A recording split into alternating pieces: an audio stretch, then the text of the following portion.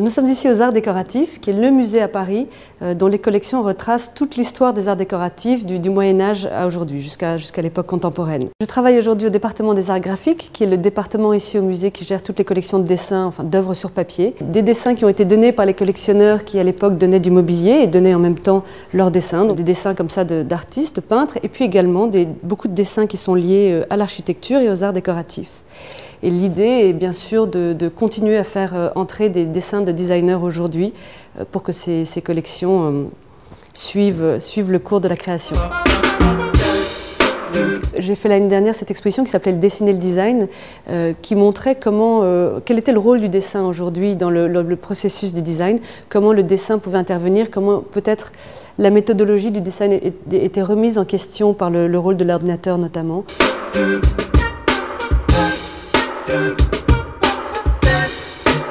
J'ai choisi de vous montrer cette chaise, qui est une chaise de Charlotte Perriand, qui est en fait une pièce unique, qui est donc le seul exemplaire qui soit au musée des arts décoratifs.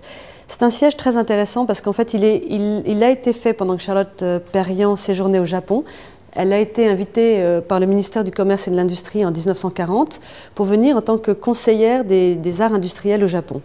En fait, la longue assise se dissocie du piétement. Donc elle peut être utilisée en plusieurs positions. Donc c'était vraiment une machine à confort, en fait, comme l'appelait Le Corbusier. On peut poser l'assise directement au sol et du coup, elle est comme un rocking chair. On peut tourner en fait l'assise et avoir les pieds plus en hauteur. Et là, c'est vraiment ce que Le Corbusier appelait une machine à se reposer. Ou bien on peut adapter, avoir une position plus normale. Cette chaise est devenue un succès énorme. Elle a été éditée d'abord en 1930, autour de 1930 par Tonnet, qui a eu un petit peu du mal donc en métal, en tube d'acier, en tube de métal. L'édition a été reprise après par un éditeur suisse, Ambrou, puis un autre éditeur, Heidi Weber. Enfin, c'est une histoire comme ça à rallonge qui est assez emblématique de la difficulté d'éditer du mobilier à cette époque-là. Et ce qui montre l'universalité de cette chaise, c'est que Charlotte Perriand ait pu l'adapter en bambou, donc bambou étant le matériau privilégié des Japonais. Et grâce à la souplesse, je ne peux pas appuyer dessus parce qu'elle est maintenant quand même très fragile, mais grâce à la souplesse du bambou, Charlotte Perriand a réussi à adapter ce modèle dans toute sa souplesse et sa mobilité en fait. Cette chaise est entrée dans un grand musée japonais près de Tokyo et c'est le fils du conservateur du musée qui a fait don de cette chaise au musée des arts décoratifs. Donc nous sommes ici devant un ensemble de pièces de Jean Rarière, une personnalité un petit peu à part parce que à la fois il ne faisait pas partie du mouvement de l'UAM, de ce qu'on appelait les modernes, et en même temps c'était pas quelqu'un de traditionnel non plus, c'est quelqu'un qui a constamment remis en question les formes, la fonction, le décor, de manière tout à fait innovante.